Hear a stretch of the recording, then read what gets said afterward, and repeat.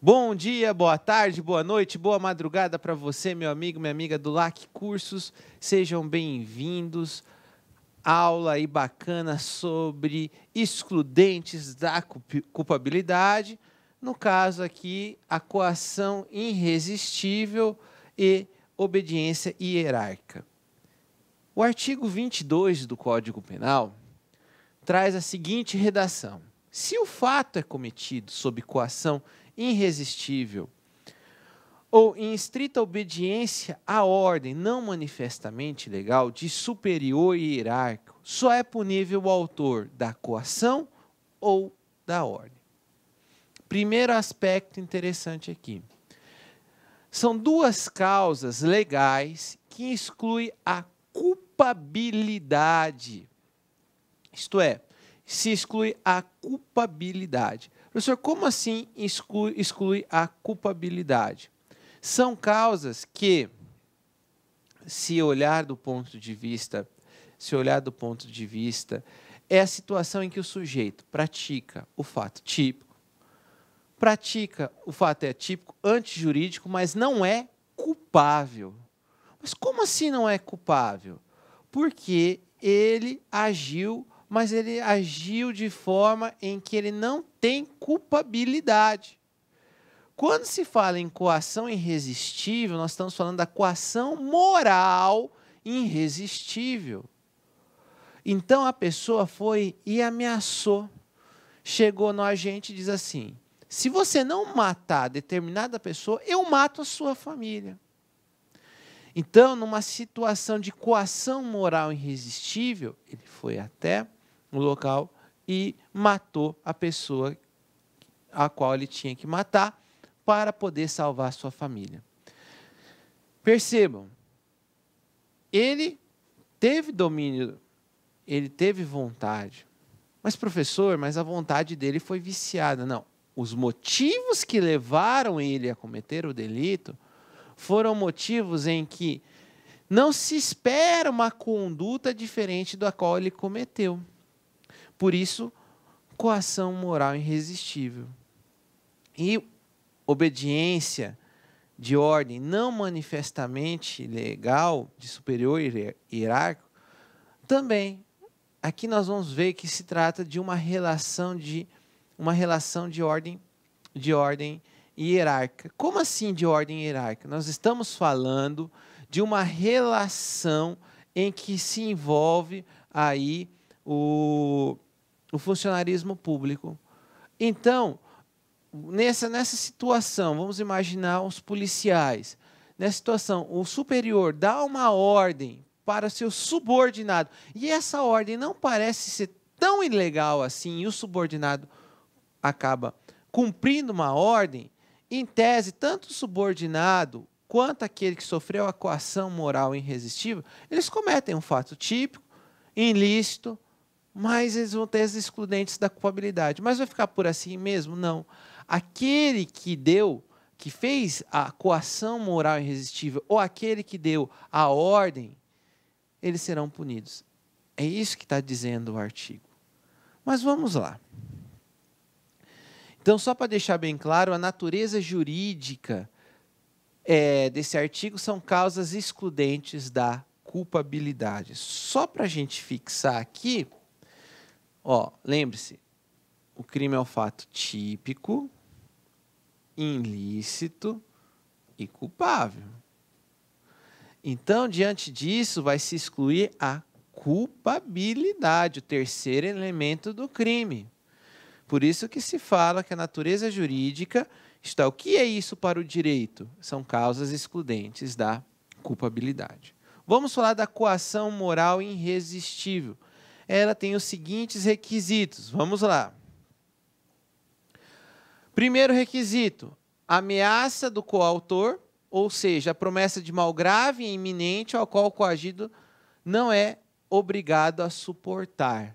Significa que o sujeito ele recebe um mal grave. Detalhe, é um mal grave, uma promessa de mal grave e iminente, isto é, está prestes a acontecer. Então, é algo sério, algo que requer uma decisão de imediato. E aqui deixar bem claro, trata-se de uma coação moral de ordem irresistível. Como assim irresistível? Isto é aquela coação que não teria como a pessoa falar não. É aquela coação em que qualquer pessoa na situação dela teria feito a mesma coisa. É uma forma de você dizer, de humanizar o direito penal. É uma forma de dizer, tudo bem, meu amigo, você cometeu um fato típico, ilícito, mas você não tem culpabilidade, porque qualquer um teria feito a mesma coisa. Professor, qual que é o segundo requisito? O segundo requisito é que essa grave ameaça, ela é algo que ele tem que fazer, porque se ele não fizer, aquela grave ameaça ela é inevitável. Ou seja, se ele não fizer, vai ocorrer o quê? Vai ocorrer o mal. Não tem como esse perigo ser evitado. Ele não tem aonde correr, ele não tem aonde se socorrer. O cara fala, você não pode chamar a polícia. Estou te vigiando. Então, ele não tem escapatória, ele não tem uma segunda opção. Como eu falei para vocês, o caráter dessa ameaça tem que ser irresistível. Professor, e se a coação moral for resistível? Bem, se a coação moral for resistível, aí ele vai ser punido. Se a coação moral for resistível, ele vai ser punido, mas vai ser punido ali, mas com uma atenuante da pena. Então, a coação, quando ela é resistível, isto é, não é um mal tão grave, não é um mal tão iminente, ele poderia sim suportar, mas ele não faz. Então, coação moral, que era aquela, aqui, para ser excludente de culpabilidade, ela tem que ser irresistível. E tem que haver, tem que ter a presença de pelo menos 3 pessoas envolvidas. Sim, a pessoa que faz a ameaça, a pessoa que está sendo basicamente a vítima de tudo, é mais ou menos a seguinte: quem faz a ameaça, aquele que recebe a ameaça e o objeto da ameaça. O C, vamos supor, eu vou matar o C. E B não quer que você morra. Então, sempre vai estar envolvido pelo menos 3 pessoas. O coautor, o coagido e a vítima do crime a este ser praticado. Detalhe, tem a vítima do crime também. Então, sempre há no mínimo 3 pessoas. Qual que é o efeito jurídico? Pune-se somente o coator, ou seja, aquele que emitiu a coação moral irresistível. Se ela for resistível, vai ser uma atenuante genérica da pena. Significa que o sujeito vai ter uma pena próxima do mínimo legal. Isto é, ele vai ser punido, mas terá uma pena próxima do mínimo legal. Detalhe importantíssimo: coação física irresistível é diferente de coação moral irresistível. Existe aí uma grande diferença entre coação física irresistível e coação moral irresistível. Isto é, a coação física irresistível, o que ele vai fazer? Ele vai suprimir a conduta. Ou seja, o agente não tem conduta, não tem voluntariedade na conduta. Consequentemente, exclui-se o fato típico. Coação física irresistível, exclui-se o fato típico. Coação moral irresistível, exclui-se o quê? A coação moral irresistível. Exclui-se a culpabilidade. Poxa, professor, então isso cai em prova de concurso público? Isso despenca na prova de concurso público, porque ele tende sempre a confundi-los. O conceito e os efeitos da coação moral irresistível e da coação física irresistível. Vamos falar da obediência hierárquica. Primeira situação. Trata-se de uma relação de hierarquia. Então, nós estamos falando de administração pública. Vamos lá. Eu falei de relação entre patrão e empregado, só se for dentro da administração pública. Quando se fala em relação de hierarquia, nós estamos falando de administração pública, nós estamos falando de uma hierarquia que existe entre as polícias, entre os bombeiros, enfim. Hierarquia. Agora, no âmbito privado, não existe a questão disso. Vamos lá. Primeiro ponto a gente já esclareceu. Segundo, a pessoa que recebe essa ordem, ela tem cara de ser legal. A pessoa que recebe essa ordem, ela não conhece a ilegalidade da ordem.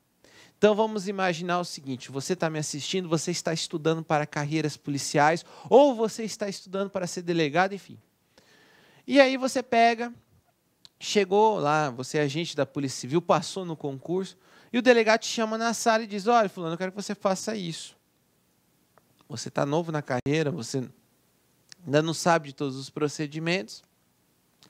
Aí você fala assim, bem, eu não sei de todos os procedimentos ainda, mas como é que eu faço aqui? Bem, você começa a perguntar para um, para outro, você fala, realmente aqui parece ser uma coisa legal. Então eu vou cumprir a ordem.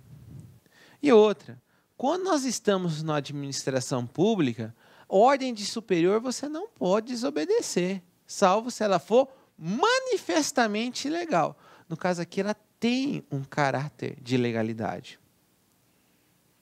Como eu falei para vocês, decorre de um direito público.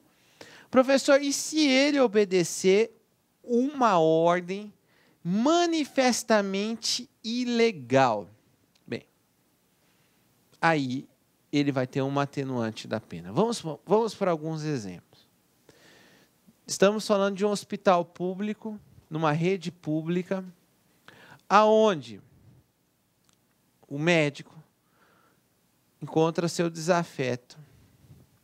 Ele chega na enfermeira, as enfermeiras ficam muito bravas comigo com esse exemplo, mas eu estou dando um exemplo e fala assim para a enfermeira, aplica a medicação tal. Aparentemente é uma medicação comum, mas a enfermeira não sabe, mas não poderia aplicar aquela medicação, mas ela obedece à ordem do médico. Consequentemente, ela vai e aplica e causa a morte do paciente. Quem vai responder pela morte do paciente é o médico, porque ela cumpriu ordem de superior hierárquico, não era manifestamente legal. Ou o policial que está começando o trabalho nas ruas, o policial militar. Aí ele se depara com uma situação, ele recebe a ordem do comandante da guarnição e é uma ordem que aparentemente é legal, não há nenhum problema. Vai lá, pega o sujeito ali, o sujeito já estava algemado, ele chega na cena, o sujeito está algemado, diz, vai lá, pega o sujeito e bota no camburão, vai lá. É uma ordem manifestamente normal, tranquila, mas depois descobre-se que a prisão tinha sido feita de forma ilegal, mas ele não tinha esse conhecimento. Agora, se ele sabe que a prisão é ilegal, ele sabe que não podia assim ser feito, aí, e ele cumpre a ordem, ele vai responder também pelo crime. Questão aqui, vamos lá, gente. Apesar de estar pequenininha a letra, vocês têm aí no material de vocês. Lá de Rondônia. Em uma situação hipotética, um chefe de departamento da prefeitura de determinado município ordena que seu subordinado o ajude a levar uma mala de dinheiro subtraído das finanças públicas para sua casa, garantindo estar apenas fazendo um empréstimo para pagar dívidas. Estranhando a situação, o subordinado manda uma mensagem para um advogado, perguntando como deve proceder. O advogado, por sua vez, responde prontamente que, conforme a doutrina, letra A, o servidor possui dever legal de obedecer atos de seu superior hierárquico de forma inquestionável. Acabamos de ver que não é bem assim. B, o servidor tem irrestrita liberdade para decidir em função da sua estabilidade no cargo. Irrestrita? C, imperatividade relativiza a atitude do chefe de departamento invertendo o ônus da prova. D, a ordem por manifestamente ilegal afasta a presunção de legitimidade do ato. E letra E, a ordem, embora excepcionalmente, contém elementos essenciais para sua eficácia. Espera aí, um dinheiro, uma mala cheia de dinheiro, muito estranho tudo isso. Aí fala para o cara, leva para minha casa ainda. Tipo, não é nem dentro da administração pública, é sair de lá para ir para a casa dele. Olha, totalmente ilegal. A resposta correta é a letra D. Sim, é uma ordem manifestamente ilegal, então você não precisa cumprir o ato. E é isso o nosso momento reflexivo de hoje. Eu acho muito legal isso aqui. Durma com ideias e acorde com atitudes. É bom sonhar. É bom a gente ter ideias. Mas o mais importante do que ter ideias é ter atitudes. É ter força. É você buscar e concretizar aquilo que você tem na sua cabeça. Então não basta ficar no mundo das ideias, mas ter força, garra e disposição para ir atrás e fazer acontecer. Não é fácil, mas também não é impossível, tá? Basta acreditar, basta ter paciência que você chega lá, tá certo? Então era isso que eu tinha a dizer para vocês, tá? Um grande abraço, fiquem com Deus e até o nosso próximo encontro. Clique like.